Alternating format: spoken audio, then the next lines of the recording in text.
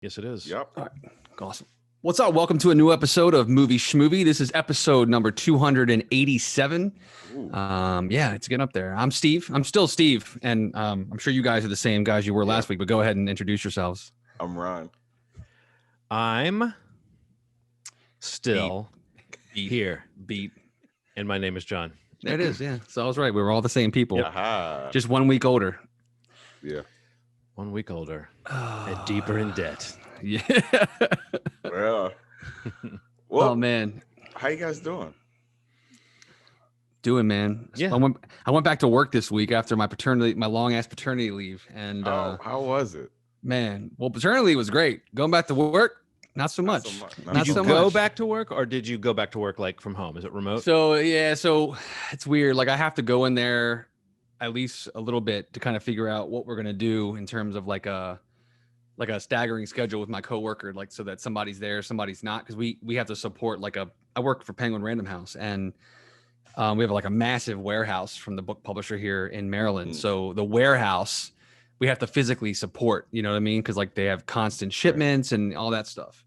Okay. So, but it's been pretty good past couple of days. Like, you know, no one's there in my side of the building. So like I'm the only person literally like of maybe 3 people in my whole department, but I'm in my own little room where no one's there. So I feel pretty good about that. And, you know, going into the warehouse and working is a little bit of a nerve-wracking thing because I've been super conservative and paranoid, and being around that many people makes me a little uneasy, but you know, they're like social distancing. They're all masked up. I mean, they're doing the best thing they can do. And it's a big warehouse, so there's no reason why I need to be close to anybody. So we'll see, man. It just sucks going back to work, man. Like, my job's good. I like my job, but I like staying home with my kids way more. I wish I could be home, you know, with them. And it feels so natural, you know? And then really does. When you go and do that other thing, it's like the whole concept is they pay you to do it. And we know that's what society thrives on. But like you realize how unnatural common life is, you know, or normal life is. I don't know. We're going to talk about a movie that has a little bit to do with that, like what's a natural life and what's a weird life. And definitely returning to work from paternity leave was one of the most like distancing, emotionally distancing experiences for me, coming back and going, wow, my heart is not in this like it was in that at all. Yeah. And you know, it's like in Sydney, my daughter is 3, almost 4 this summer.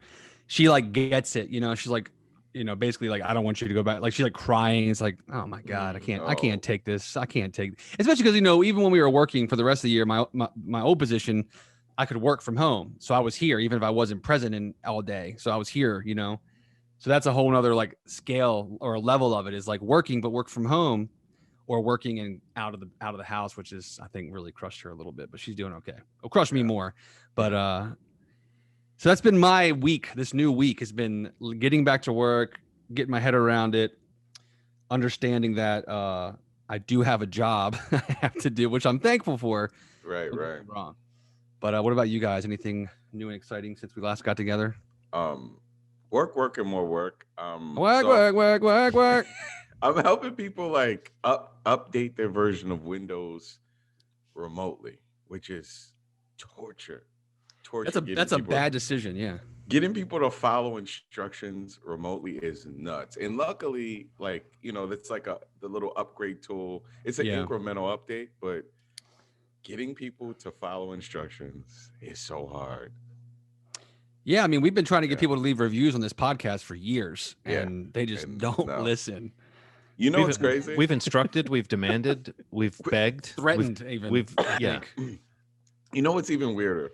We're changing the way that we're delivering the podcast, and people are going to see that and talking about that and still not rating the podcast, which is crazy to me. Crazy. I don't know. Just rate the. We love you. I am starting a civil case against our listeners. Actually, I was going to talk to you guys about it off air, but you're hearing about it. Might as well. Yeah, add me to it, John. Please, can I be a co-claimant in that case? Thank you. I kind of need you, actually. I got you. The only thing I want to say about today is it's as if a great evil has left the world. I'm not going to say more than that, but I feel, you know, I don't know, just it's kind of good. You said it. This is being recorded Wednesday evening, so if anybody needs to do some math, check out your calendar. Carry the two. I'm not saying stop the podcast and rush off and look at the calendar. I'm just saying, maybe think about some of the things I've said and little clues here and there. Yeah, don't rush to listen to the podcast. You can check it out later. Right. Yeah. Oh man. So okay, let's like you mentioned, we're going to be talking about some feature reviews later in the podcast. Actually, 2 movies that are coming out. Again, we're killing it. 2 weeks in a row, we got all these great timed reviews. Yeah. We're going to be talking about Silk Road and Nomadland, which Silk Road's coming out on PVOD, and Nomadland is kind of going in an interesting like limited release in theatrical in theaters, and then there's going to have like a Hulu release as well. But before we get to that, we always kind of at the top of the episode, we want to talk about some news, catch up on what we've read, seen, talked about since the last episode. So I think we talked a little bit about it before we got recording, but is anything jumping out that you guys want to start with in tonight's episode? Yeah.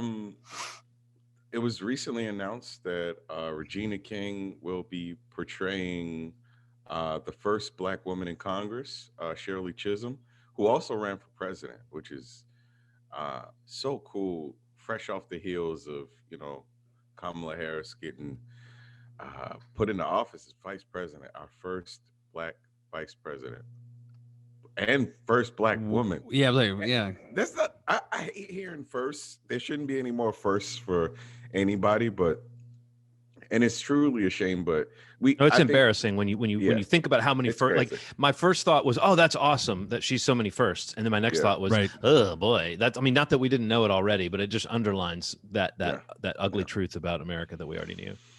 But Regina King's doing it. I'm looking forward to it. So it's pretty cool. Did you guys watch One Night in Miami?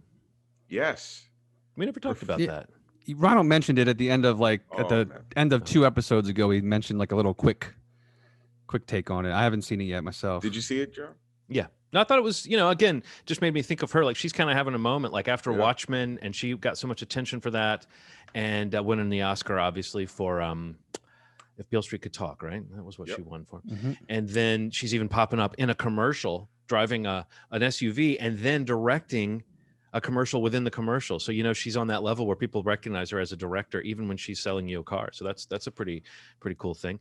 But she's just, I feel like people are like just Regina King's on a high right now. So that's a great big role. But also, the movie she made is what did you think of it, Ronald? I think it's really interesting. It feels like a play. Is it based on a play? I really wondered that when I was watching it. One of Aaron and I's first dates ever was actually to see a Baltimore chapter. Center Stage did it One Night in Miami.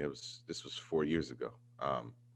Is one of the better. So when I was a kid, when I was in high school, we used to go to Center Stage and see a movie every week.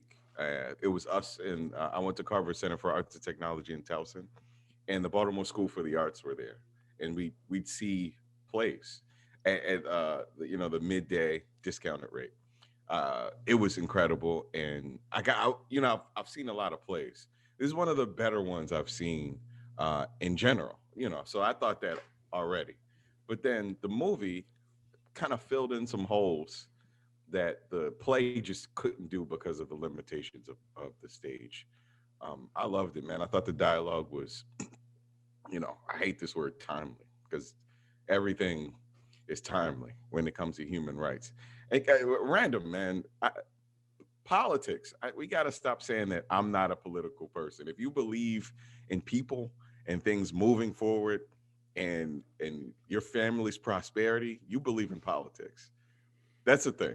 Well, what I've noticed, Ronald, is, and I've kind of tried to stop doing this. People always say, I don't mean to get political, but, and then they say something that's like just a human rights issue or something. And it's like, that's okay to be political when you're literally talking about human life and death issues. Don't apologize for being political, What people don't understand is like your stance, your lack of a stance is a political statement. Yes. So you by proxy are a political statement. Well, everything you do and say is. And this is kind of an indication of that. Muhammad Ali's just kind of coming into his own. He's changed his name, and he's dealing with the conflict of trying to figure out, how he's going to represent himself. And everybody's kind of at this sort of precipice. These are very famous people, kind of on the, they're getting huger, and these people are kind of meeting. This meeting actually really happened, but somebody wrote a fictitious account of what they believe was said in that hotel the night that Muhammad Ali won a championship fight, and was going to announce that his name was Muhammad Ali. So it's cool, man. It's a very good, well-written play. There's this scene with Sam Cooke that is singed into my mind, man. I'm not gonna say what it is, but you have to see the film. It's I don't care who you are and what your political beliefs are, you will be touched by it. It's just one of those moments, man. So Leslie Odom Jr., who plays Sam Cooke, is probably the big takeaway from the movie for me. And I think his character too is in the most kind of precarious position, because he comes under the most kind of criticism in a way in the movie, and has to prove himself the most. I thought it was great too. I thought it was, and every one of those actors did something amazing with a person whose voice and behavior we know. You know what I mean? Without doing like a Saturday Night Live level impression or something. It's like you can hear it. You're like, okay. Particularly the guy, who is it who played Cassius Clay or Muhammad Ali? Eli Goree or Goree? Yeah, he killed it, man. I mean, that's the character where you could easily come off doing a caricature, and he managed to bring those inflections to, I mean, again, it just, you can't not do the voice, but you also, if you do too much of the voice, you're going to seem like you're a cartoon. So no, that was a really engrossing movie. I kind of put it on not intending to watch it. I was like, I'll put this on while I'm doing some things, just because I knew it was a talky movie, and I thought maybe I could get away with that, but I really couldn't. I ended up just standing there staring, holding a broom, and solid movie, man. Yeah. What else is happening in the world of cinema and television? Well, we kind of missed this by a hair last time, but Gina Carano was let go, fired, not rehired for the next season of whatever you want to say, The Mandalorian, but even more so, the Rangers show, which I think at one time, and we talked about this, we alluded to this, I believe, when we talked at some point about maybe we never got to this on the show, but I know that off mic, we talked about some of those Star Wars shows that were coming up, and that Rangers of the New Republic show was at one time based on her character, Cara Dune, or I think it may have even been called Cara Dune and the Rangers of the New Republic at some time. Yeah. And then when they announced it, it was just Rangers of the New Republic, which seemed like, okay, if you've been tracking that, that's a stepping away maybe from her character. And then she has since then been let go for, it seems, expressing, some people are calling them conservative views, but I think it's more fair to say, anti-Semitic views and transphobic views. But she certainly seems to have been embraced by a certain sector of the conservative community since she was let go by Disney. Apparently fans are petitioning to have her rehired, but I've seen way more people that are like, I thought she kind of sucked as an actor anyway, and now I can say that and not worry. There's wooden acting all over Star Wars. I do think she was one of the worst offenders. Yeah. Her character was a cool idea. I was willing to hang in there. But I remember last fall or last summer or somewhere in last year, she was posting the transphobic stuff. And then she seemed to be kind of anti-mask. I mean, just a lot of things that I don't align with at all. So yes, I mean, I guess this specific thing I wanted to hear you guys' thoughts on, but also just the broader question of someone's views being the cause of their being kind of, pushed out of a public role like this, or just let go. There's no rule against just letting someone go because you don't want to work with them. But this does feel like we were talking before about everything being political. This is like a political choice not to work with someone whose views go a certain way, right? Yeah. Yeah, I mean, definitely what Rana was talking about before. I mean, that comments like that, I mean, a company like Disney, like, Lucasfilm, like these are international mega billion-dollar brands, and, they're trying to reach the biggest audience possible. Some will say, like, these people petitioning for whatever, like that they're alienating an audience by removing an actor who makes comments like this. But, back to Ronald's comment is like, just basic human decency, basic human rights, basic human understanding, regardless if you want to like call her a conservative, like that's kind of the drum that they're beating right now and all that she's kind of talking about doing with Ben Shapiro and, his whole thing. But I think the bottom line is that, a company has grounds for terminating these kinds of employment opportunities that these actors are getting when they want to make stupid fucking comments like that.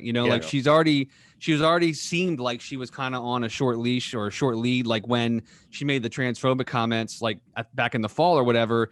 And I mean, I had read that, the word was that they were actually like trying to find a reason to let her go, officially let her go. And that's actually why they didn't like straight out announce a spin-off series just for her.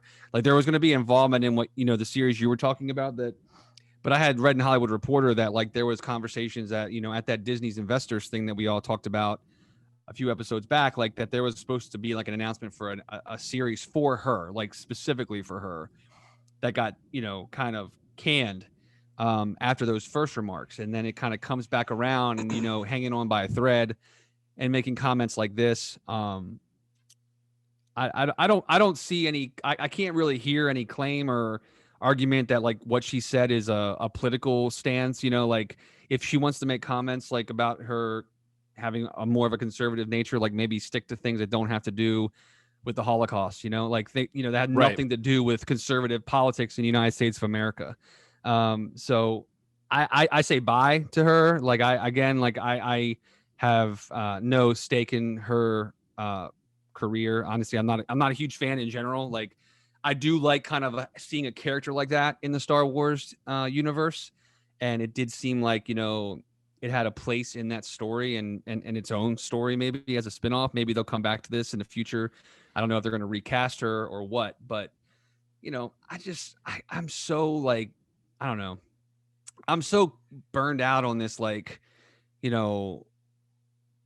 don't even know. It's like the cancel culture, or not to say that I don't think she should have been like, oh, I do, but like, I think it's more of just like a accountability type thing, understanding that you don't just get the right to go out and say, you have the freedom of speech, but you have to understand that like what you say, people can disagree with you and can take action based on that if it feels that it's going to alienate customers, in this case, and Disney's, subscribers or people that are buying, her characters' action figures, that, are Jewish immigrants or, have family that suffered, like that's absolutely ridiculous. Opening your mouth and saying dumb shit is the difference between being a new iconic Star Wars character and working on some ambiguous movie with Ben Shapiro, piece of shit.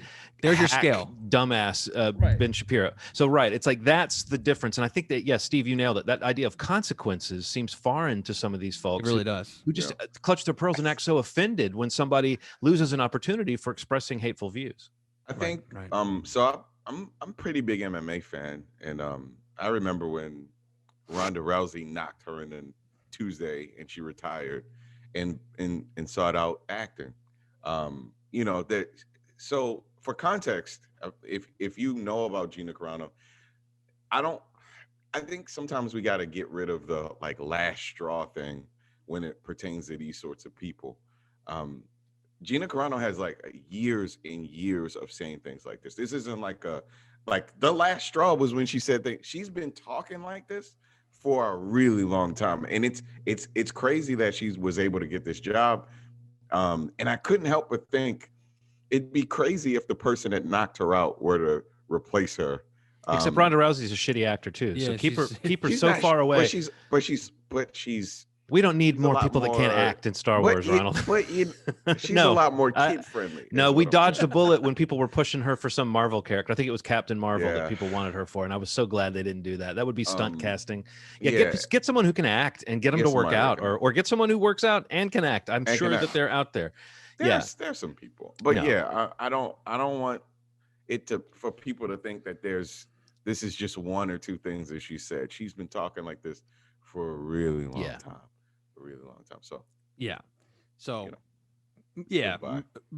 Better the product by probably parting ways with her. You represent a kids company, company. We got to stop.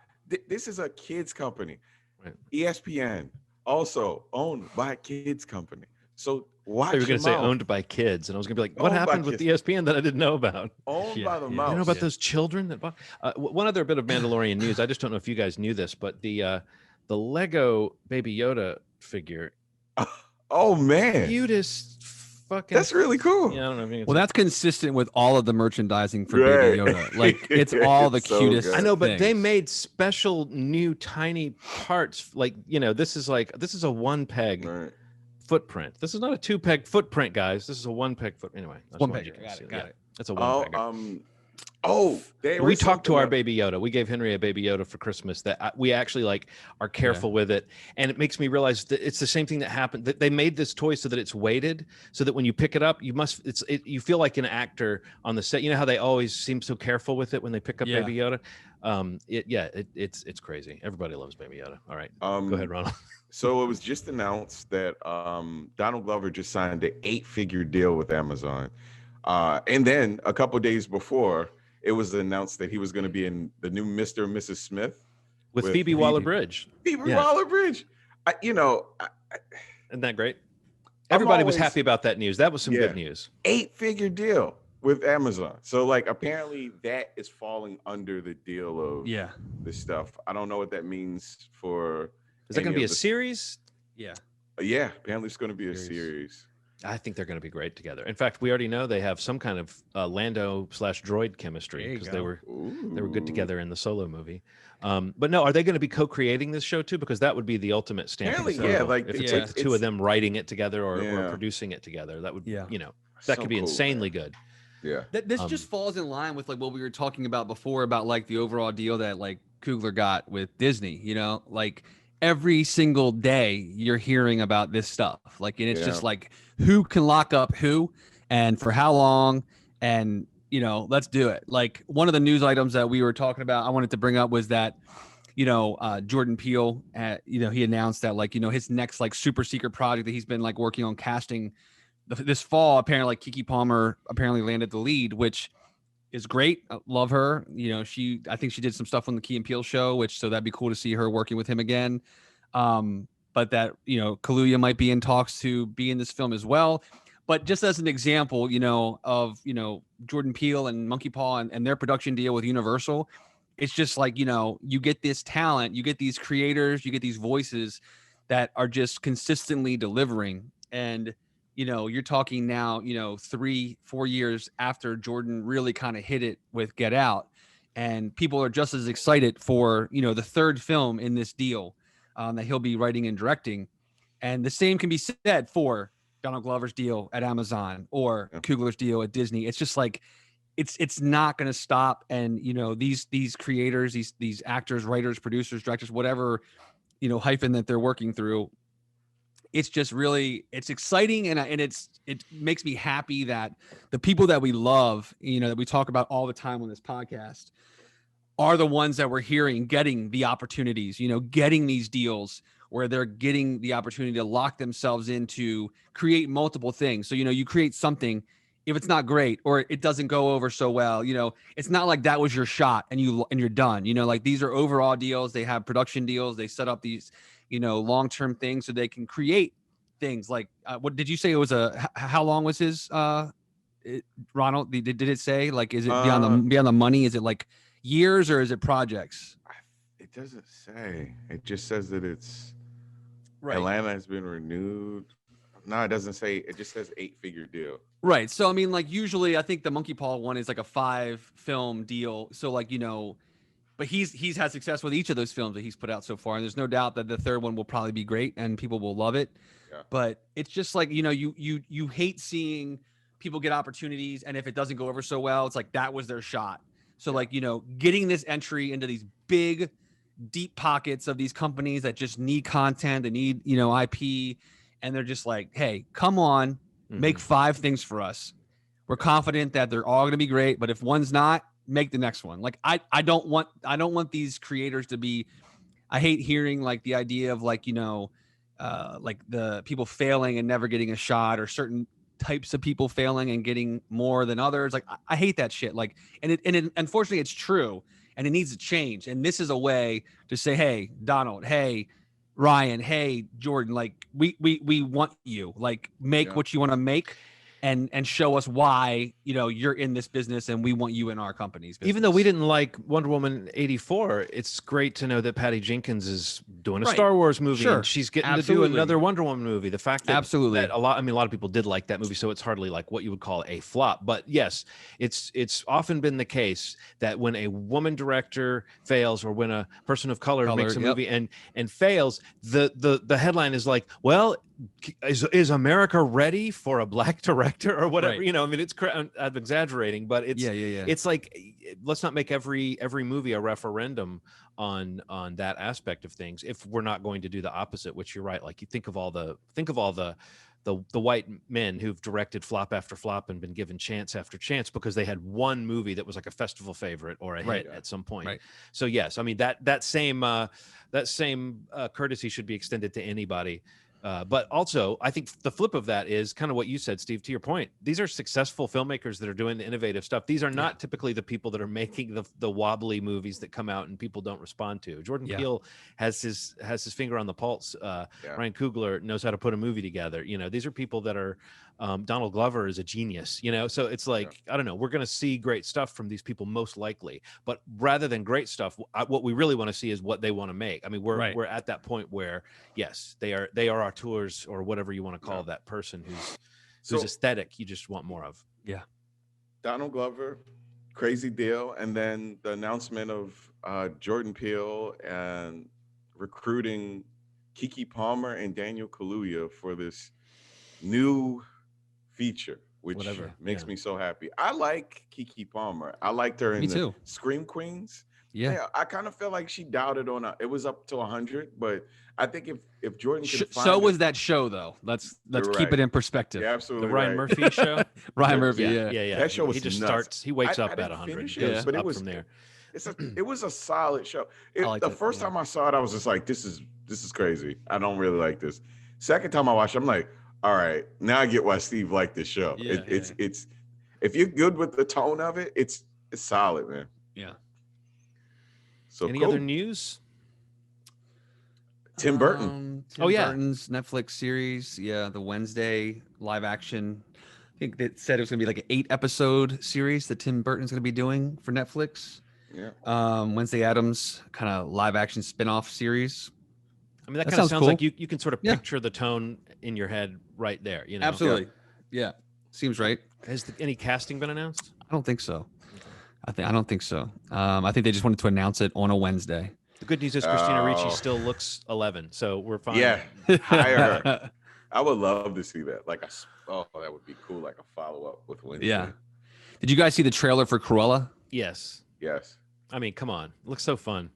Yeah, I only wonder, like, it does look fun. I love Emma Stone. I'm all about it. I want to see it, but it does seem like Hot Topic the movie. Yeah, like just like I don't know.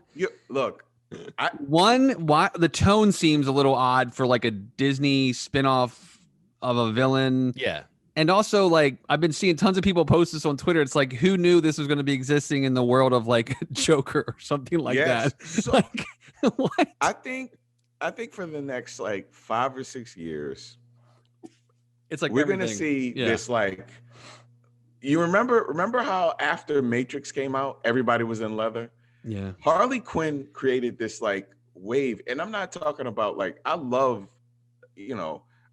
women-led films. That's not what I'm talking about. I mean that specific niche that you're speaking about. Yeah. Where they're kind of in this like, neon colors, white makeup, just kind of action shots of somebody doing like a kick across the room. It feels a lot like Harley Quinn, which is what a lot of people were saying. There are shots that they were pointing out. I saw a video that kind of had like 3 shots from that trailer. They were identical to the ones in Harley Quinn's solo film. So, yeah. I'm excited for it. Yeah. I mean, we know that Emma Stone is good. She can do a lot. It's cool to see her kind of unfurl this character. What looked fun to me was that part of it, and the fact that they're bringing this kind of punk almost sensibility to this character. The thing I'm not crazy about with it, I mean, and this is not about this movie. This is just a general trend. It's like what we're doing culturally, and this is where I thought you were going, Ronald. Is that I like villains, you know? Yeah. I don't want necessarily to be like, let's find out the story of how we really should be rooting for this villain. Right. And I'm not saying this movie is necessarily going to be that. I think at the end, we probably will have a villain. I remember the Joker was coming out and I had a similar concern about that. It's like, I don't really want to change my valence. I don't want to like have a different attitude towards someone who I know is a homicidal killer. I don't really want to be like, she wants to skin those puppies, but you know, we kind of agree with her. Like, so I'm sure there's going to be some way they're going to thread that needle. But to me, it's like, it's almost like it goes back to Wicked or something like that, where it's like, let's do the revisionism where now, you know, Cobra Kai, whatever you want to say. Oh, Maleficent. Now the villain is actually the sympathetic one and the hero was actually the jerk. I think some of that is fun and some of that is like, well, no, but then now we don't have a story anymore, you know, like to me. So as long as that would be my bigger concern, would be like, are we losing the fact that Cruella de Vil, we love her because she's a great she's villain. She's great. She's wrong. She's evil. So I think, again, I see they can do that. They've done it many times, make a character like, you know, the villain, kind of the front man, so to speak, of a movie like that.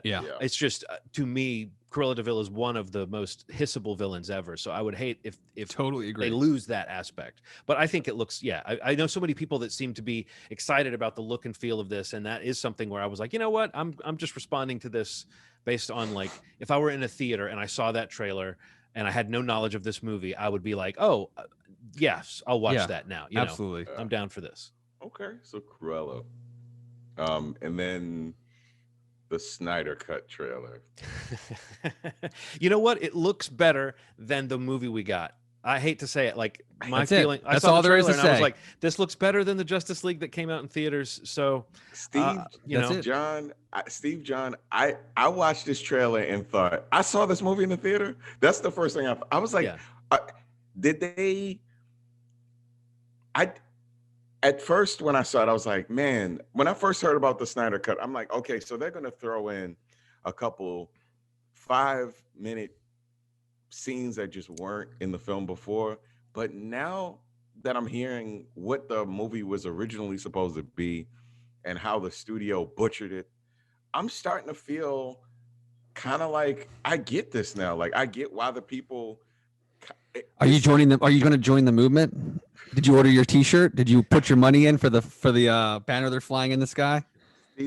I can feel it, man. It's just something really cool about the people speaking and having it come out. I mean, like, this doesn't look like the same film. The tone even looks different. It really doesn't. It looks better. Like, the look of it looks better. I mean, I feel like what we saw was like them trying to make it into a Marvel movie. Absolutely. They brought Joss Whedon in, that's it. and it's not just that he finished the stuff that Snyder was going to do. It's like whatever the 40%, 50%, whatever was left to do was new stuff. So it's like, or altered stuff. So like, I mean, again, you know, I mean, I know it follows the week where Joss Whedon has been in the news and not for any good reason. And so it's like, I'm not just trying to piss all over the movie for that reason. I think we were all sort of hopeful when we heard he was the guy that was stepping in for Zack Snyder, you know, I mean, or not, if not hopeful, we all at that time thought, oh, maybe this is what DC needs, is an infusion of that kind of humor or whatever. Right. And it didn't, it wasn't, it resulted in a movie that didn't work for most people that I've talked to. So yeah, this looks more cohesive and just the look and feel. I mean, we've always known that Zack Snyder is this great visual stylist, you know? Yeah. So I don't know. Yeah. I mean, it's like, I don't think we've ever been like, no, Zack Snyder sucks. No, this is stupid. We made fun of the release the Snyder Cut hashtag for a year or whatever. And the people that were so sure of it. And I still maintain that we were right, that the movie that they wanted to see wasn't sitting in a vault somewhere. Money got poured into this, you know, they created something new for people. But the idea that now they've basically said there's no plans to continue this. And I don't know, it's an interesting, it may exist as a very interesting little closed off cul-de-sac of a movie. But if people love this, surely they're going to say, well, maybe we can, you know, maybe, hey, Ben Affleck, you know, what are you doing? Aaron and I watched it and she was like, this is the same movie that we saw in the theater, right? And I was like, I don't think so. It's not. So, I mean, it's not the movie. It's a different film. It's not. Is okay. Well, you know, let's see what happens. Hopefully, we can cover it. See, we can eat our words soon enough. We can take our words and dip it in, special sauce and eat them right here on the show. But I will maintain we never said that Zack Snyder would have made a crappy movie. We just always thought that it was overhyped and silly to assume.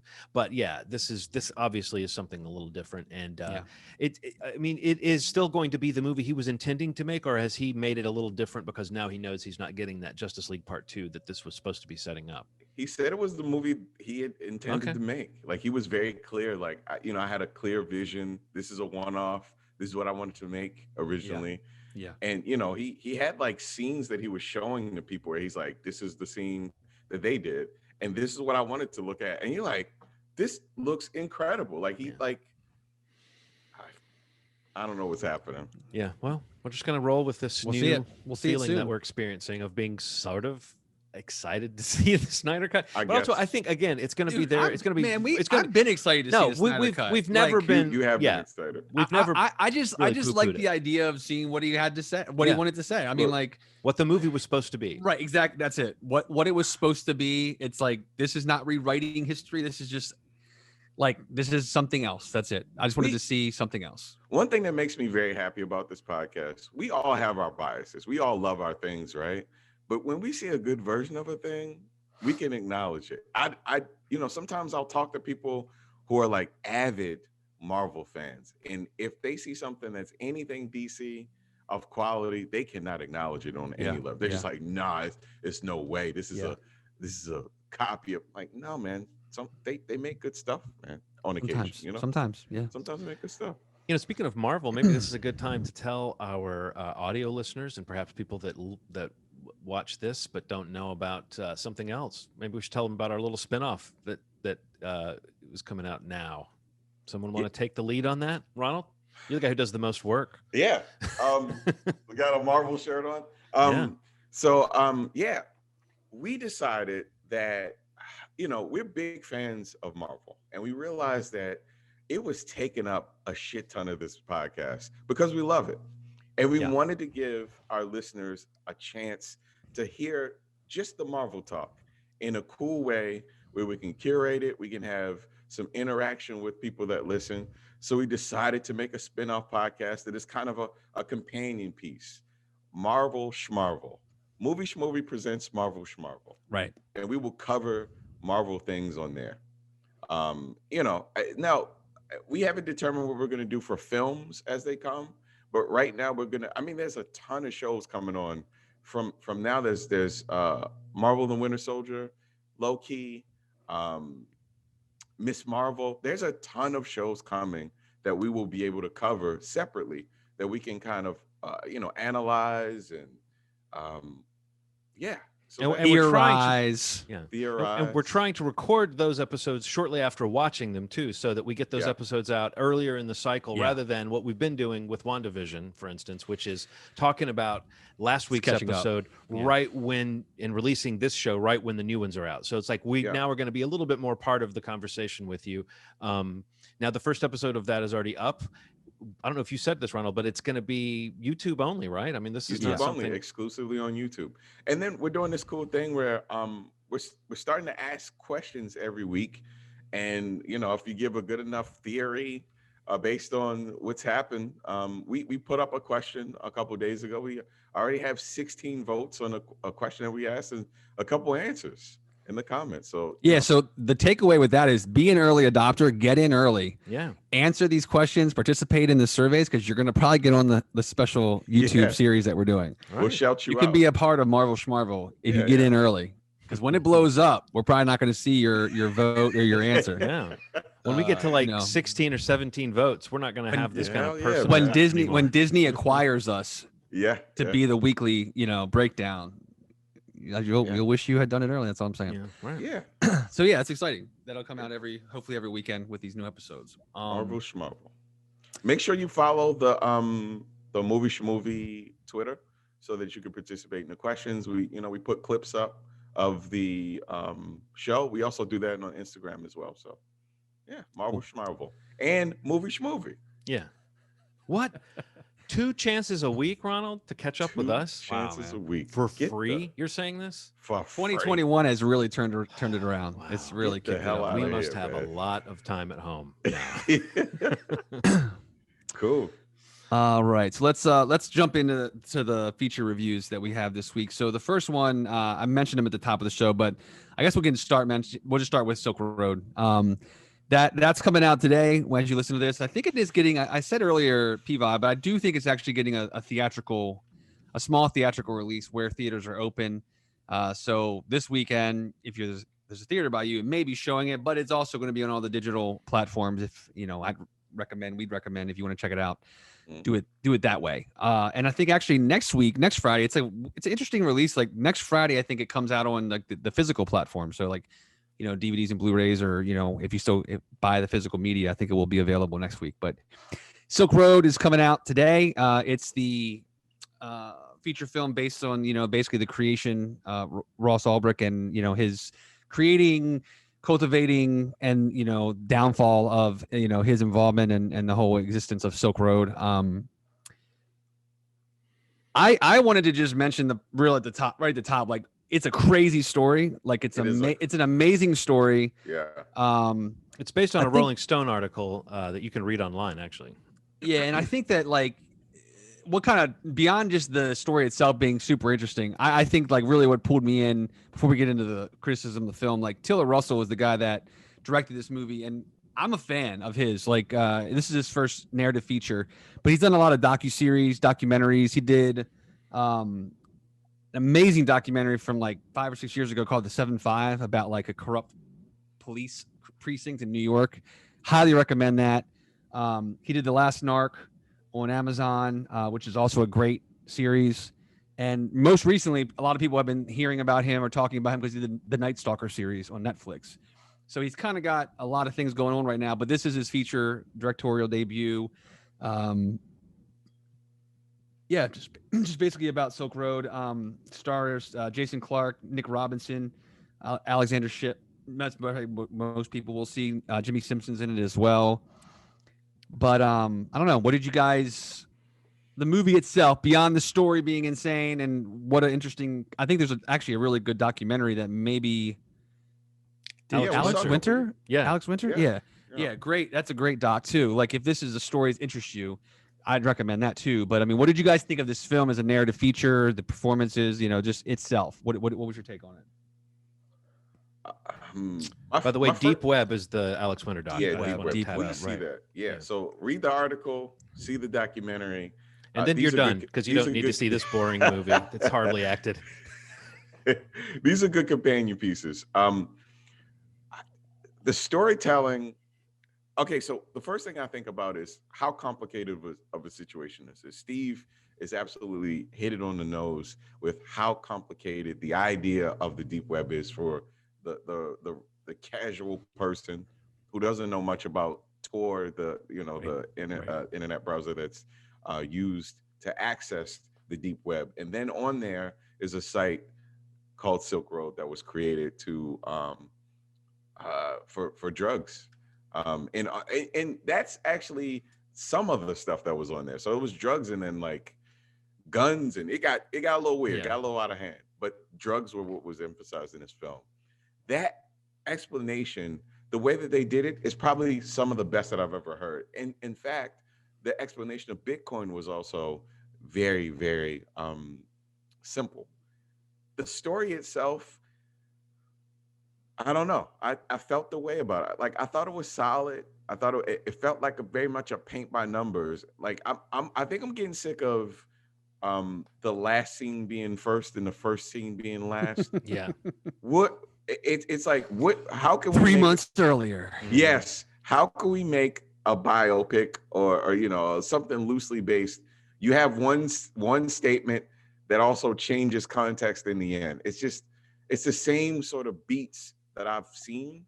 But even with that said, this was a film that I'd recommend to somebody if they're just like, you've never heard about this situation with the deep web. Here, I'd recommend it. I feel like there's a better version of this somewhere. But I did enjoy it. That's the thing. I did enjoy it.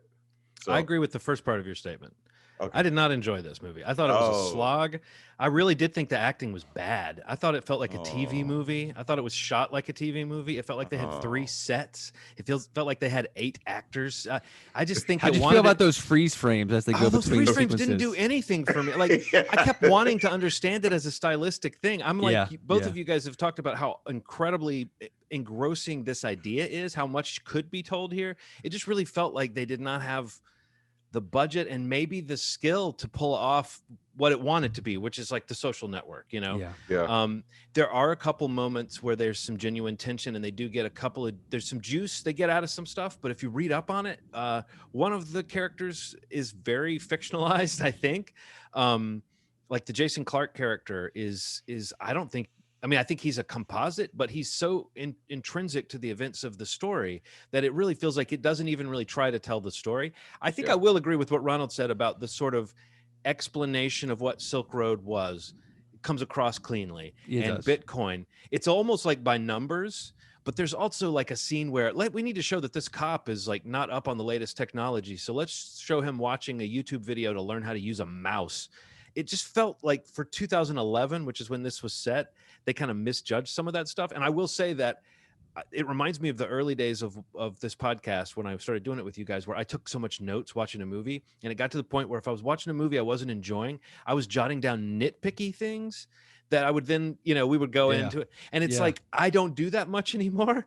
And I realized I was doing that during this movie. And I was like, that's a bad sign. It's like looking at your watch. But if I'm actually thinking, I need to mention and it's some nitpicky thing, I'm like, no, normally we don't talk about nitpicky stuff. This must be a bad sign that this movie is just losing me. And the freeze frames honestly felt like they're just they kind of halfway would do it. It would feel like, no, they just ran out of film at this moment, or they stopped filming at this moment. And they, rather than cutting to the next scene, they would freeze and then fade to the next scene. And it would be like this. Yeah, it just didn't feel like it was made with that sure of a hand. And again, I've liked the docs that you're talking about that this guy has made. That's what's weird. I'm with you on weird. I'm willing to say I'm a fan of this guy's docs, but this just did not feel like it had like I said, they either didn't have the what they needed to pull off what they were trying to do, or they were trying to do something that was kind of limited. But even Jimmy Simpson, who is an actor I almost always love, feels kind of stiff in this. Just feels.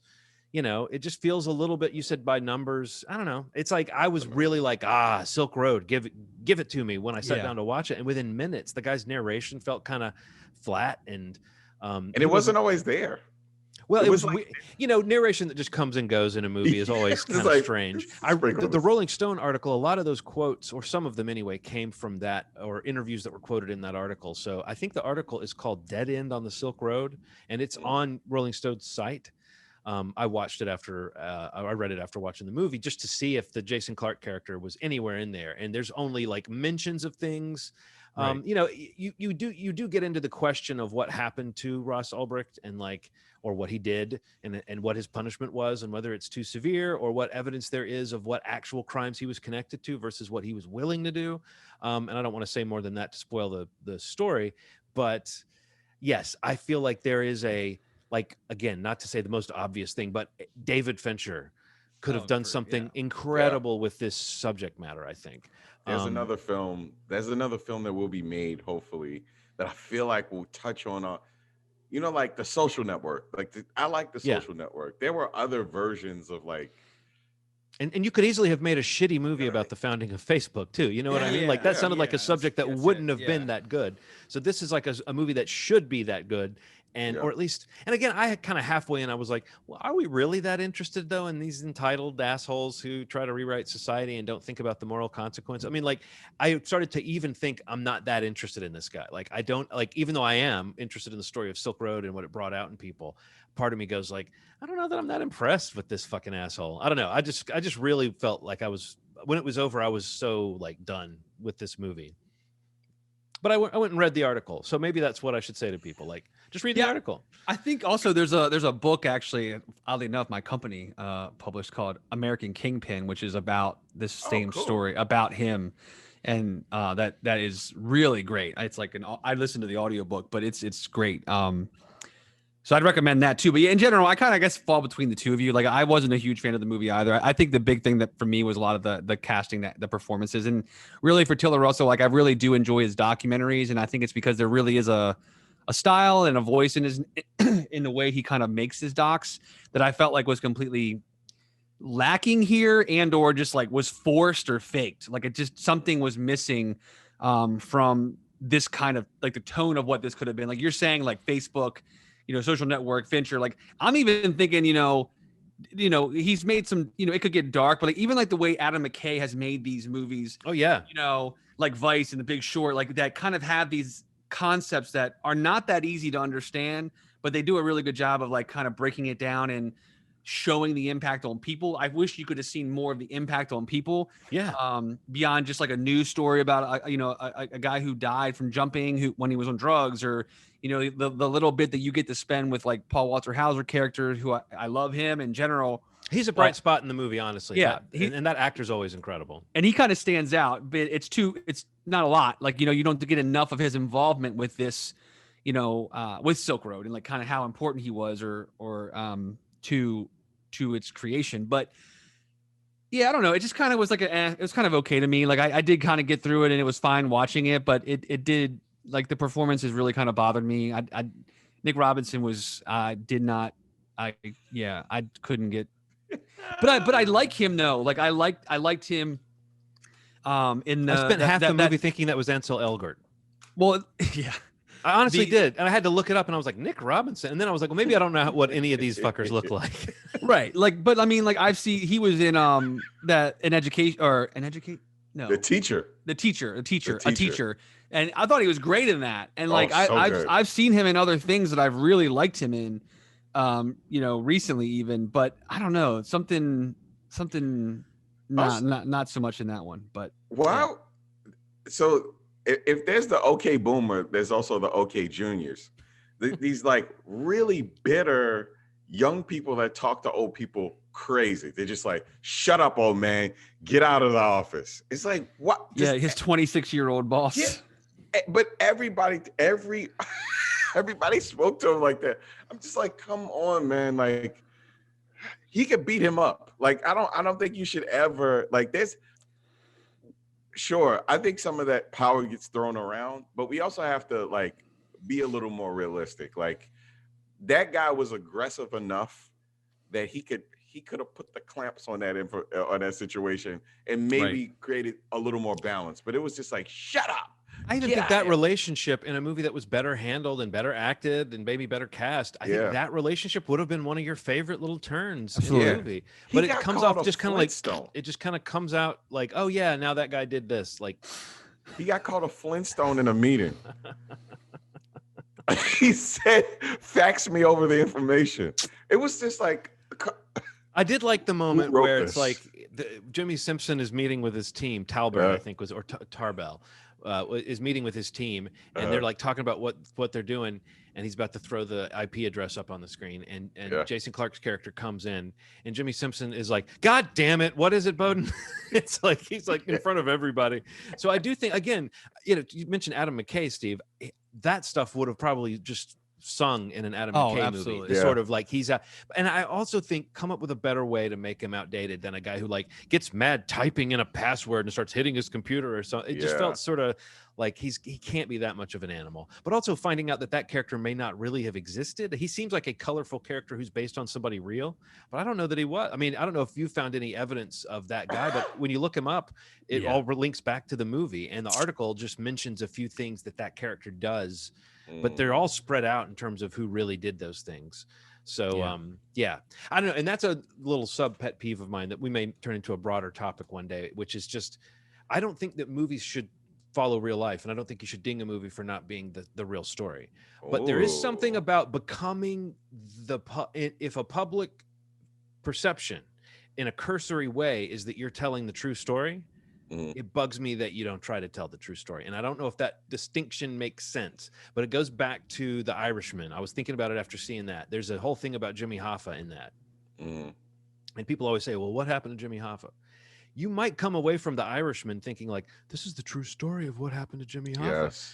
Yes. and then find out, no, almost none of the stuff in this movie happened, you know, like that stink of truth on something that's not true bugs me. But I understand what cinema is, and I understand what art is. And I guess the real lesson there is anybody who thinks they're getting the true story from a 2-hour movie is fooling themselves. But I think sometimes movies ride that line and try to make you think like this is it. But I don't think this story really is it, even in terms of the story it tries to tell. Yeah. And you know, honestly, I think a better movie, I would have sympathized more with Ross Ulbricht, or at least I would have thought about his humanity. But he kind of seemed like a douche to me from the first moment. So I didn't really. That was when you don't like anybody in a movie, that's another hindrance to enjoying it. But I don't know that you're supposed to like anybody in The Social Network, but that movie still worked. So still solid. Yeah. Anyway. So would you suggest it to anybody? Like, would you say like? I'm gonna go with a no for John. Yeah, I mean, I guess if the subject interests you, I can't stop you. That's my new rating for a movie. It's I probably can't stop you. But yeah, I was bored with this movie. Oh, Ronald, what about you? Maybe. I don't It's know. a maybe. Like a maybe. It sounds so enthusiastic. Possibly. Is that? If Judas and the Black Messiah is not accessible to you, and that seems to be a little more geared towards the truth than this, go see that, or see another movie that's based on a true story that might. If you only have two choices between this and Judas and the Black Messiah, and you don't think you'd like Judas and the Black Messiah, get Barb and Star, go to Vista Del Mar. Right, exactly. But if you can't get that, pull up your culottes and put on Barb and Star. Yeah. Yeah. So that's available like I said, in theaters, limited release, and also on the digital release platforms. Yeah. So the next movie, though, this is a strong awards contender. Nomadland coming out. It's got like this interesting release thing that they did with it, you know, this theatrical rollout, and also the availability on Hulu. But Frances McDormand, what do you guys think of Nomadland? I mean, it kind of blew me away. It's such a unique movie in so many ways. I mean, it is a hang in there and watch life unfold movie. And I think for some people, the pacing or the lack of like a through line plot might be a hurdle to being engaged by a movie. But I think the emotional engagement and the sort of acting tour de force that this movie is. I mean, Frances McDormand is amazing. From the beginning incredible. to the end. Yeah. Everybody she acts opposite, I swear they just found these people in the world. I don't know the true story of how these people were cast, but it felt so real. Even the commercials made me think, is this a documentary about Frances McDormand? You know what I mean? Like going into this nomad, like culture. Bopping around. She's a great person. You know, actually, when I was at the Women's March back in 2017, she was there with a group of people very close to us, and she was just kind of a ringleader of this group, and she would just kind of almost like snap her fingers and be like, and her little group would kind of wind through the crowd and go. But I mean, she kind of was acting the way she acted in this movie. She was just kind of milling around, and you could tell people were recognizing her, but she almost seemed like she was there to see I'm sure she was there for political reasons, but it also seemed like she was there for the humanity of it. And I sensed her as an actor just absorbing these other people and enjoying acting opposite. I mean, I don't know. This movie feels like it's honestly full of joy, and it's full of people being good to each other. Yeah. Almost to the extent that it doesn't have the opposite. Like, you keep waiting for that moment where things are going to just turn really bad and for something awful to happen. And I think in a movie that was less assured of what it was trying to do, you would have had some melodrama piped into this story. But I don't know. I thought it was like, it's a journey. I mean, it literally, I'm not trying to be cute, or have a pun. It's a journey, it's the story of a woman whose town has basically been erased off the map because the company that was the only place to work in that town closes down. It's a sheetrock company. And she hops in a van, and her husband has died at some ambiguous point in the past. And she hops in a van that she has customized to live in because she's kind of down to her last, and she's working little like seasonal jobs and shifts at different places and wandering around following the work. It felt very real and very much like a different world within the world. Did you guys feel the same thing? Like you were getting to see, your world, and here's something that's happening it's in the world, but it's like a parallel universe in some ways. I thought it was extremely affecting. Yeah, I mean, I think that, she is obviously amazing. Like she's incredible. She really kind of like takes off in this film, but it is really a lot of the people around her. And I did read or hear on another podcast that like a lot of the people that are in the film are non-actors, are members of the nomad culture, like that are like for the authenticity that they really went for. And I think that that's something that Chloé Zhao like really brings to these movies. Like a couple years ago, she had that movie The Rider, which I thought was incredible. And same thing, like a lot of non-actors, but a great story, beautifully shot film. I mean, this movie's gorgeous. And she's somebody to watch too, man. She could be like a front runner for best director this year, I think, because this movie is pretty special. I mean, it is the kind of thing, like you said, John, you kind of like hang in and watch watch this world, watch this life unfold. And, that may not be for some people. That's the only thing that kind of worries me a little bit about an audience for the movie. But there's enough there, I think, with the performance from Frances McDormand, and even the little bit that he's in it, David Strathairn, and like you said, everybody around them just kind of elevates. They kind of just float, like in this movie, and everybody's really great, and it's definitely like a movie that I'm sure we'll hear a lot about in a couple months when the Oscars roll around. But I thought it was great. I don't know what else to add to it beyond what we've already said. But what did you think, Ronald? And I have a couple friends that are, in my past that kind of come and go. They kind of disappear for a year, and they're just like, I'm walking around in Phoenix. You talk to them again, they're like, hey, I'm right near you. You want to meet? You meet them for like, 30 minutes. You try to get in as much talk as you can, but they're kind of on a journey. I happen to have a couple friends that are kind of traveling people in this way, so I feel specifically close to it. Any of my Facebook friends know that I have a pretty good friend from my 20s who's now homeless and was living out of a shed in a house. Somebody just kind of let him live there. I gave as much as I could. But these stories are so real, and I guess sometimes you don't realize how close, things could be to being in that state. Yeah. And I think what this movie does for me is it kind of makes me feel like,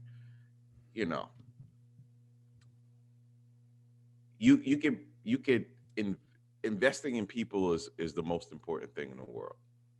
It's not the things that you have around you. It's your family, it's your friends, because all the things around you could change. Your house could change. We invest in friends. We invest in family. And that's what her character did. Like, you feel it, that one of the later scenes when her kind of ideas about what she's doing, I'll say broaden, right? And she meets that guy, that young kid that's kind of, well, she considers a kid. That's one of the rawest conversations ever. Because it's all of her conversations prior to that had been kind of like, how have you been, to these random people. She kind of cut to it because she saw herself in this person, and she wanted to figure it out kind of quicker than, normal. It was heartbreaking, man. Yeah. It was heartbreaking in a way that I just, you think about people that we're lucky guys. We're on the internet talking on computers. Yeah. It's just, I have been so close to people who have been, who are doing way better than me, that are now homeless or traveling people, nomads, if you will. Yeah. That, I felt it. It felt a little long, but the performances were out of this world. It hit me. Like I was done with the movie. I thought that I was like, I don't know how I feel about this movie. And then it finished, I was like, I fucking love this movie. Right. It's a mood, and I get lonely. Like as a person, I get lonesome. I get out. If I'm too far out by myself, I get lonesome doing something. If I had one other person with me, I could just about do anything. Not to exaggerate, but so I felt the loneliness watching this movie. And so my heart was in my throat kind of half the time, because I kept thinking about that sadness of the situation she was in, but also the kind of, we don't want to like romanticize people who are facing hardship. You know, that's a dangerous thing to do. But there is you talk about people who just kind of walk a different path. You get a sense that even before she became a person living out of her car, she was a person who lived her own life and went and did her own thing. And she has a conversation with someone from her family in the movie, and you learn a little bit about that relationship, and you do see a little different side, but you also understand her a little more maybe after hearing that. I like the way the movie showed you those things about her character, and in a naturalistic way. Even David Strathairn, who's sort of like the second lead in the movie, comes in and out of her life in a very natural way, not a way that feels like the meet cute and the romance or anything like that. It's just a fellow traveler, you know? Yeah. And there's little things that they notice about each other and that they want for each other. But these are people who don't put limits on their life and don't put limits on what's expected of them. And she's doing her own thing, and you admire it and you kind of honor it, but you also see the sadness and the loneliness of it. And it's crazy. That part of it was so powerful. It really makes me interested with Chloé Zhao. Like, she's directing a Marvel movie also this year. The Eternals. The Eternals, which is a movie that was supposed to come out last November. It's coming out this November. The cast is incredible. Anyone who knows this show, go read who's in this movie. It's like it's sort of a who's who of people that we like in some ways, or at least that we've seen in other projects and talked about. But like, she supposedly has been given a long leash, to do. Like, anyone working for Marvel is on some kind of a creative leash because there's a movie coming before and there's a movie coming after and there's plans and there's this and there's that. But she has said that they gave her carte blanche to kind of bring what she does to a Marvel movie. After seeing this movie, I'm extremely interested in what that means and what that movie is going to look like, because the emotional truth of this movie is what really kept me going. And yes, I do think there's a lot of people that are going to be like, wow, nothing happens in this movie, and they're just going to think it's too long and they're not going to get it. But I was glad I was watching a screener here at home. I was able to pause and walk away. So maybe, I don't know. The movie it most reminded me of, though, was a movie that I did love in the theaters, and that was All Is Lost, which is the Robert Redford movie where he's out on a sailboat that's sinking by himself. But it's watching an actor inhabit a reality and just watching them and letting a camera just find doing little things. You catch her doing so many things, preparing food, cleaning, fixing things. It's just one of those movies where by the time it's over, you really got to inject yourself a little bit into a different life and a different person. And not that we didn't know Frances McDormand was amazing, but you just totally buy her in this movie. She just feels extremely real. If after we've warned you that it's a little bit of a slow movie and a little bit uneventful by some standards, if it sounds good to you, I think, this is a movie that a lot of people are just going to have a rapturous experience with, I think. So yeah, it's great. I've really enjoyed, like, kind of earlier in the film when she kind of runs into that family at the store and like is talking to the daughter about like being homeless and having the conversation of like what home is, and that kind of idea and that theme kind of goes out and gets explored. That's one of the big takeaways for me, is like, as kind of slow as the movie might be, and you kind of are just watching this character go through life, exploring that idea, just like what home is and what you make of it. And, that idea of what, we tend to attribute to home and like a physical, tangible thing versus some emotional connections or friendships or relationships and things like, Ronald was mentioning earlier. I think that part of the movie is really kind of what had an effect on me, pretty heavily affected me, and is a big takeaway for me for sure. And she also, Chloé Zhao, also, like last week, I think we didn't talk about it earlier, even last week, but she got that Universal, they announced she's going to do like a sci-fi Western Dracula movie, which just is fucking awesome and sounds cool as shit. And she's writing, producing, directing under her Highwayman production company. So, I mean, this is another, just like we talked earlier, like these people that are creating this good stuff, like they're getting these opportunities. And again, it's exciting to see. And, this is another, again, if you didn't see The Rider, I'd recommend that. That came out, I think, a year or two ago. She did that as well. That was great. But I think we all kind of enjoyed this movie. So definitely recommend checking this out.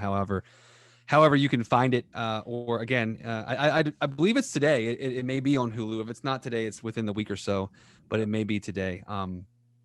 yeah. So what else? Is there anything else you guys want to mention before we wrap up the episode? I think we're kind of nearing the end right now. And obviously, like you said earlier, keep an eye out on the YouTube for this weekend's new post for for this week's episode of WandaVision. We'll do that separately on Marvel Schmarvel on the YouTube page. But what else? Anything you guys want to drop real quick before we wrap it up? I think that's it for me. Anything for you guys? Okay. I'm good. Okay. Cool. Just a recap real quick. Silk Road, limited theatrical release. Ronald's giving it a thumbs up. I'm going to say John is wherever he is going to go down a little bit. Can you turn my picture upside down? Can you yeah. Just do it for that part, Ronald. Can you do it? Yeah, so that's got a limited release, and then PVOD, wherever you rent your digital releases, and then Nomadland. We all recommend. I'd say we all thumbs up on that one. Is on turn this picture also upside down for Nomadland. Also, just turn the other one right side up. Right. He is in a limited theatrical release. Also, I know here it's opening in DC near us, but I think it's going out a little wider as well. And again, do the Hulu of it all. Honestly, right now, just hit it up on Hulu if you can. So that's gonna wrap up episode 287. Just one more time, hit up the YouTube, follow us, subscribe if you can, so you see these episodes and you see the Marvel Schmarvel content that we're going to be putting up every week. Movieschmovie.com is the site, facebook.com/movieschmovie. We're also on Twitter and Instagram, like Ronald said. If you have any suggestions for upcoming episodes, anything Marvel related you want us to kind of hit and talk about, please let us know that as well. And if that's it, I think we're going to kind of end this one. It's a good episode. And as always, you've made our day. Thanks.